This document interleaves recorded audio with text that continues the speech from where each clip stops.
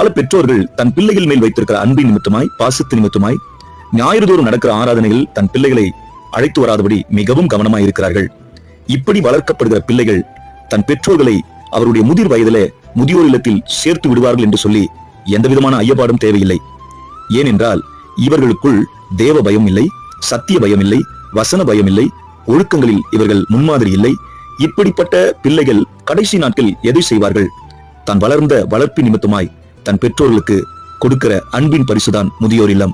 பெற்றோர்களே, கவனமாயிருங்கள், எச்சரிக்கையாயிருங்கள். கொடுத்த உங்க பிள்ளைகளை கர்த்தருடைய சமூகத்துக்கு ஏற்றவர்களாக வளர்ப்பதில் உங்களுக்கு மிகப்பெரிய கடமை உண்டு. நீங்கள் எதை விதைக்கிறீர்களோ அதையே அறுப்பீர்கள். மிகவும் ஜாக்கிரதையாயிருங்கள், எச்சரிக்கையாயிருங்கள். எல்லோருக்கும் பிள்ளைகள் கிடைப்பதில்லை. கர்த்தர் உங்களுக்கு கொடுத்திருக்கிறார். கவனமாயிருங்கள். கர்த்தருக்கேற்ற சிக்ஷையிலும், ஒழுக்கத்திலும், ஞானத்திலும், அறிவிலும் உங்கள் பிள்ளைகளை வளர்த்து கர்த்தருடைய சமூகத்துக்கு முன்பாக சாட்சிகளாய் நிறுத்துங்கள்.